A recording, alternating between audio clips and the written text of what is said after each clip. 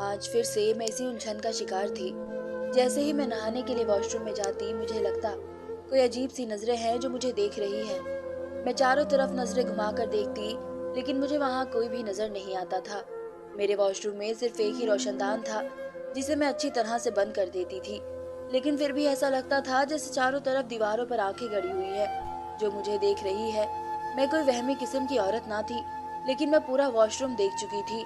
कहीं कुछ भी मुझे नजर नहीं आया था। मैं जैसे ही नहाने जाती, जल्द ही बाहर निकल आती। कभी कभी तो मुझे लगता कि शायद मैं किसी दिमागी बीमारी में गिरफ्तार हो चुकी हूँ। आज भी मैंने बहुत जल्दी से शावर लिया था और फटाफट से कपड़े बदल कर वॉशरूम से बाहर आ गई। पिछले कुछ महीने से मेरे साथ यही हो रहा था। मुझे हर वक्त ऐसा महसूस होता कि मैं किसी की नजरों में हूँ या मुझे कोई देख रहा है, और इस बात की वजह से मैं इस कदर परेशान थी कि शायद लफ्जों में अपनी परेशानी को बता नहीं सकती थी।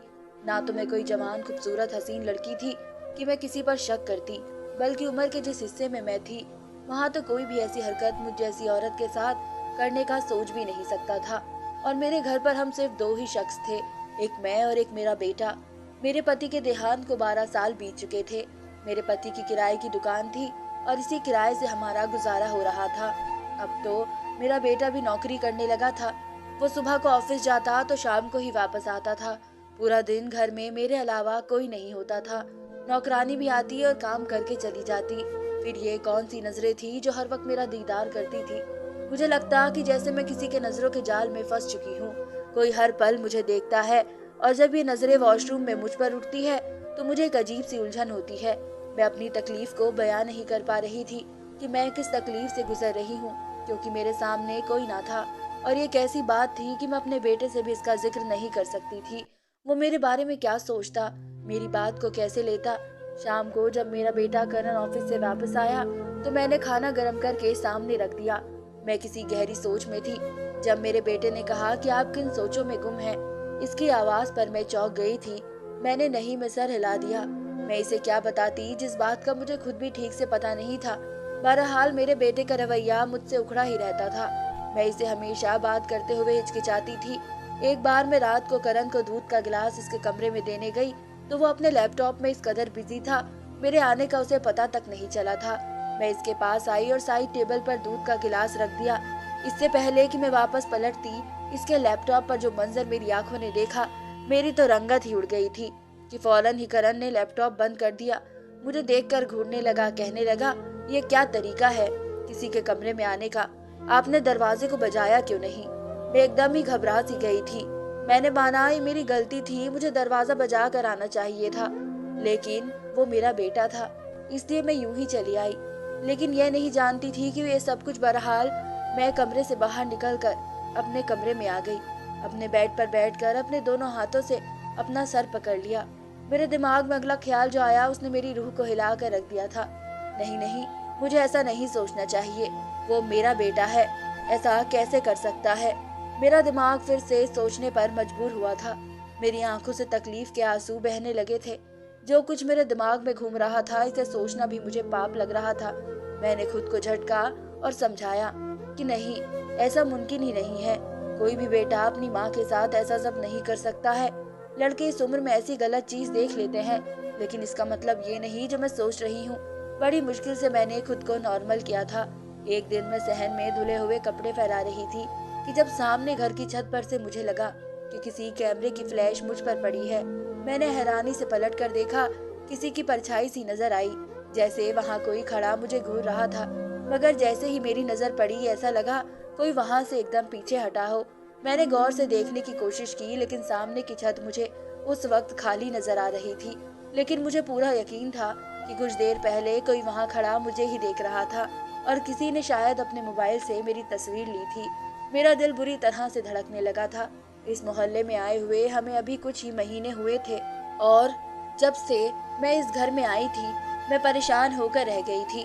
मुझे हर वक्त ये महसूस होता कि मैं किसी की नजरों में हूँ और कोई मुझ पर ध्यान दे रहा है। आसपास के मोहल्ले में मैं अभी तक किसी से मिल नहीं पाई थी। कुछ मेरा नेचर भी अलग अलग रहने का था, और मेरा बेटा भी शक्की मिजाज का था। मोहल्ले में आते ही इसने मुझे कहा था कि आपको ज्यादा मोहल्ले में मेलझोल बढ़ाने की जरूरत नहीं है, बस अपने घर पर ही रहिएगा।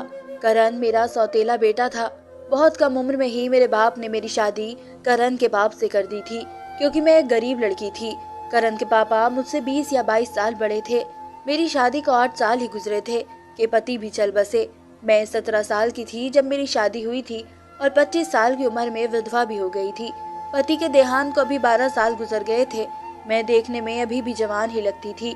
अक्सर कहीं हम माँ बेटे जाते तो लोग मेरे बेटे से यही कहते कि शायद मैं इसकी बड़ी बहन हूँ, और ये वजह थी कि करण मुझसे एक तरह की चिढ़ हो चुकी थी।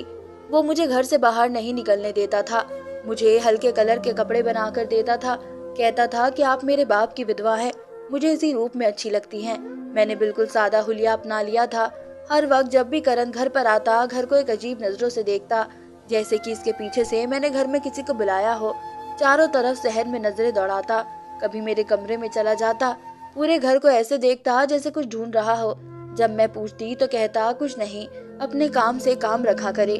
मैं नहीं जानती थी किसके साथ क्या मसला था, लेकिन इस वक्त वही मेरा सहारा था, बेटा भी था, और मैंने हमेशा उसे ही बेटा समझा था। इसलिए खामोशी से इसका रवैया बर्दाश्त करने पर मजबूर थी, क्योंकि करण के अलावा मेरा कोई दूसरा सहारा ना था। बहरहाल मैं अपनी ही उलझन का शिकार थी, और ऊपर से बेटा भी शक की मिजाज का था।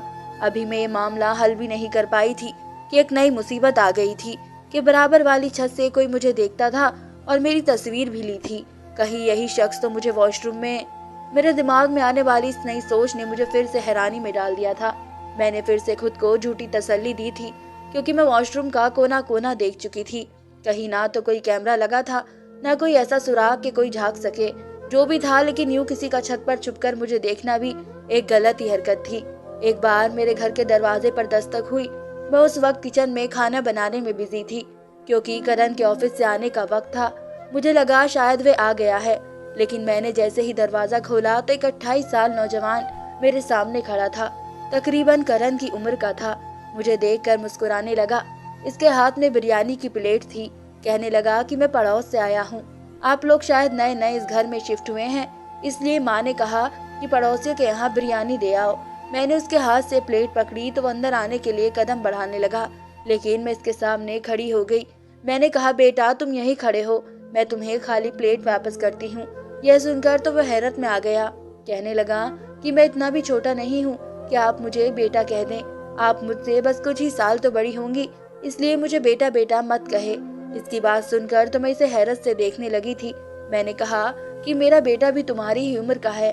ये बात सुनकर इसने पूरी आंखें फैलाकर मुझे देखा। कहने लगा, वो लड़का आपका बेटा है? मैं तो समझा कि आपका छोटा भाई है। ये कहकर वे बड़े ही आराम से घर के अंदर दाखिल हो गया। मैं तो इसे देखती ही रह गई थी। करण के आने का वक्त भी हो रहा था, इसलिए मेरा दिल डर के मारे कांपने लगा था। बड़ा खुले मिजाज का लड़का था। कहने लगा, आपका नाम क्या है? मैंने कहा, तुम्हें क्या मतलब, तुम मुझे आंटी कह सकते हो। इस बात पर उसने अपनी दोनों भवें ऊपर की थी। कहने लगा कि नहीं जी, अभी आप इतनी भी बूढ़ी नहीं हुई कि मैं आपको आंटी कहूँ। अच्छी खासी खूबसूरत और जवान है। मैं तो आपके नाम से ही आपको पुकारूंगा। यकीनन वह भी आपकी तरह बहुत खूबसूरत होगा। इससे पहले कि मैं इसके इस तरह के ऐसे अंदाज पर गुस्सा करती, कहने लगा, चले नाम न बताए, एक कप चाय ही पिला दे, पड़ोसियों के भी कुछ हक होते हैं। ये कह के वो सहन पर रखी कुर्सी पर आराम से बैठ गया। मैं किचन में आ गई। जल्दी से प्लेट खाली की, गैस पर चाय भी रख दी। मेरा दिल इस वक्त इस बात पर घबरा रहा था कि कहीं करण आ गया तो न जाने किस नजरों से मुझे देखेगा, क्या सोचेगा। वह खाली घर को भी यूं देखता है जैसे कोई घर में छिपा बैठा हो। जल्दी जल्दी से मैंने एक कप चाय बनाई और इस लड़के को दी। मैंने कहा कि अपनी माँ से थैंक्स कहना और चाय पीकर बाहर जाते हुए दरवाजा बंद कर देना। मुझे जरा किचन में काम है। ये कहकर मैं किचन में रोटी बनाने चली गई, क्योंकि करण किसी वक्त भी पहुंचने वाला था और मैं इस लड़के से ज्यादा बातचीत करना नहीं चाहती थी। 10 मिनट बाद ही खाली कप इस लड़के ने किचन के दरवाजे से मुझे अंदर पकड़ाया। कहने लगा, चाय भी आपकी तरह बहुत ही मीठी थी, बहुत बहुत शुक्रिया। मैं फिर आपसे फुर्सत से मिलने आऊंगा और अपने घर वालों को भी लाऊंगा। ये कहकर वो घर के दरवाजे से बाहर चला गया और दरवाजा भी जाते हुए बंद कर गया। मैं तो इसकी बातें सुनकर चकरा कर रह गई थी। अभी मैं इस लड़की की बातों के बारे में सोच ही रही थी कि जब दरवाजे पर बड़ी जोर की दस्तक हुई थी। मैं तो बुरी तरह से कांप गई थी। जल्दी से किचन से बाहर आई और मैं दरवाजे के पास पूछने लगी कि कौन है। करण की बड़ी गुस्से वाली आवाज मुझे सुनाई दी थी। कहने लगा, दरवाजा खोलें, मैं हूँ। दरवाजा खुला तो बड़े गुस्से से घर में दाखिल हुआ। मुझे कहने लगा, घर से बाहर कौन निकल रहा था। करण की आंखें इस वक्त न जाने किस वजह से लाल थी। वो बहुत ही गुस्से में था। मेरी जुबान ना चाहते हुए भी लड़खड़ाई थी। मैंने कहा, कोई पड़ोसी लड़का था, बिरयानी लेकर आया था। वो मेरे करीब आकर खड़ा हो गया। मेरी आंखों में आंखें डालकर कहने लगा, किससे पूछ के दरवाजा खोला था आपने? क्या एक बात आपको समझ नहीं आती? यहाँ कोई भी आए आप दरवाजा नहीं खोलेंगी, किसी से बात नहीं करेंगी। कोई जरूरत नहीं है पड़ोसियों से मेलजोल बढ़ाने की। अगर आप अपनी हरकतों से बाज नहीं आई तो मैं ताला लगा कर जाऊंगा कल से। ये कहते ही वो सीधा अपने कमरे में गुस्से में चला गया। अपने कमरे का दरवाजा भी बड़ी जोर से उसने बंद किया था। मुझे लगता था कि जैसे मैं करण की मां ना हूँ, उसकी खरीदी हुई गुलाम हूँ। वो मुझे सांस भी मेरी मर्जी से लेने नहीं देता था। बहरहाल मैंने खाना गर्म किया और करण के लिए खाना लगा दिया। खाने के दौरान भी वो मुझसे बार बार इसी लड़के के बारे में पूछता रहा और बार बार मुझे यही कहता रहा कि दोबारा मैं दरवाजे पर किसी को ना देख लूं। रात को मैं अपने कमरे में लेटी तो मेरे मोबाइल पर एक अननोन नंबर से मैसेज आने लगा। इसमें लिखा था कि आप बहुत ही खूबसूरत और प्यारी है। मेरा दिल चाहता है आपसे जी भर के बातें करूं और आप इतने हल्के रंग ना पहना करें। अगर आप नीले रंग के कपड़े पहने तो आप पर बहुत जचेंगे, जैसा कि आपने इस दिन सहन में पहना था। ये मैसेज पढ़कर मैं बुरी तरह से घबराई थी। इसका मतलब मेरा शक गलत नहीं था। वाकई कोई था जो मुझे देखता था। देखना तो चलो समझ में आता है, क्योंकि बहुत से घर थे जिनकी छतें हमारे घर से ऊंची थी और साफ साफ दिखाई देता था, और मेरा किचन सहन में ही था, इसलिए मेरा ज्यादातर वक्त सहन में ही गुजरता था। लेकिन जो नजरें मुझे खुद पर अपने वॉशरूम में उठती हुई महसूस होती थी, वो मुझे जीते जी मारती थी। मैंने फौरन से मैसेज डिलीट किया और मोबाइल ऑफ कर दिया। मैं इसी वक्त पसीने से तर हो चुकी थी। मुझ पर अजीबोगरीब सी घबराहट छाने लगी थी। कौन था जो मेरी जिंदगी में और जहर घोलने की कोशिश कर रहा था? मैंने अपनी जिंदगी कभी भी खुशी में नहीं गुजारी थी। करण के पापा भी ऐसे ही थे, शक की मिजाज के, और शायद मुझ पर इसलिए इतना शक करते थे कि मैं कम उम्र भी थी और वो मुझसे 22 साल बड़े थे।